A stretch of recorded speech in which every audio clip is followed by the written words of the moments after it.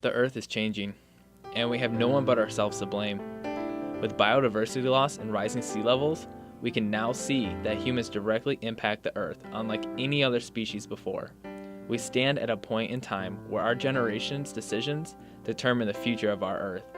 Time and money have both been spent to find cause and effect, but where does that leave us now?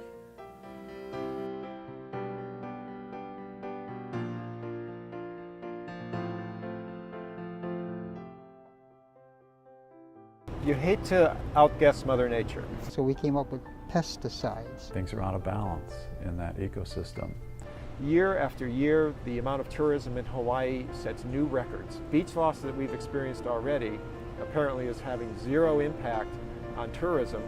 And I can tell you that from a hotel point of view, you sell more food and drinks around the pool. Most of us are unconscious about the amount of energy that we waste. Of course, our population has been growing. Feral cats are an invasive species. They eat our native birds. I think there is something very unique about Hawaii with respect to other places. We are emerging the nature. And so there's a danger over time that we will lose a lot of our reefs. What we don't realize is we're putting very acidic chemicals into the ground. We're in the middle of the ocean, so we need to be really aware of what is going on. We have lost beaches in Hawaii. There's more to Hawaii than simply where we live. If nothing happened, this is where we're going to be. We need to make a positive impact on the Earth. It's a choice, and it's a very value-laden choice. What we're doing in schools having an impact on families and communities? Yeah, I think so. Step to the beat.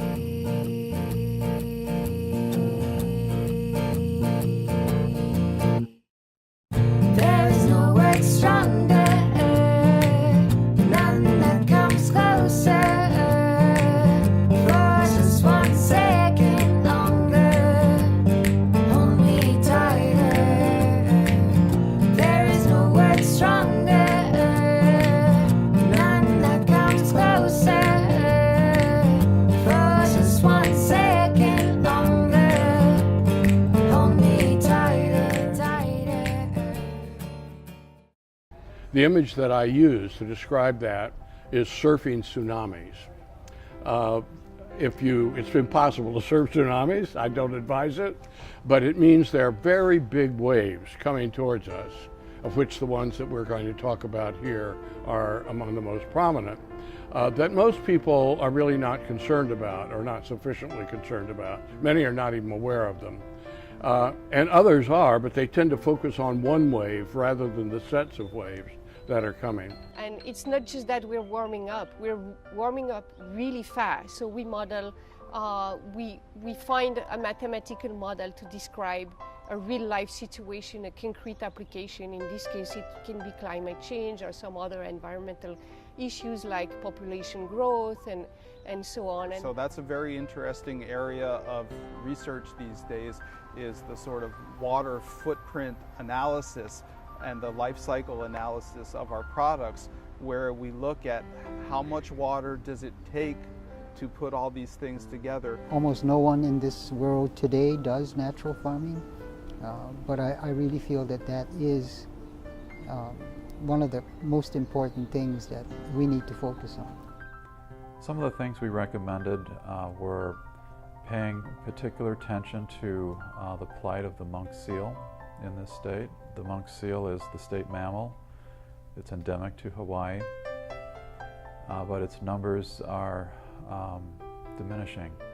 And so, if I can do something here locally that lives after me through a collaborative project with other people to put into place some kind of either certificate or degree system in sustainability, then for me, that's a big achievement. In schools, but if you go into almost any school here in Hawaii, they've got a recycling program going.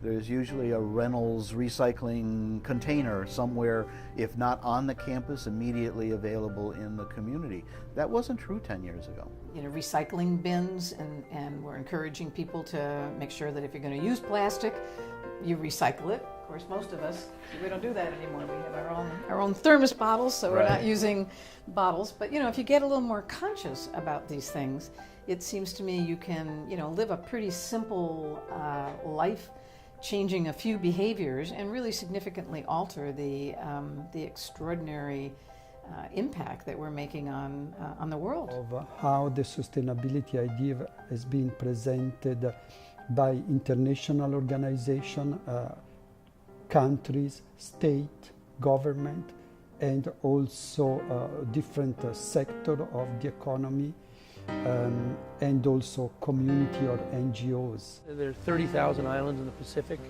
I don't know how many of those actually have people on them, but even if it's 1,000, there's the loss in language and culture is going to be immense. Some new thing, well, I'll be looking at, okay, so what are the costs of this sustainable activity? What are the benefits?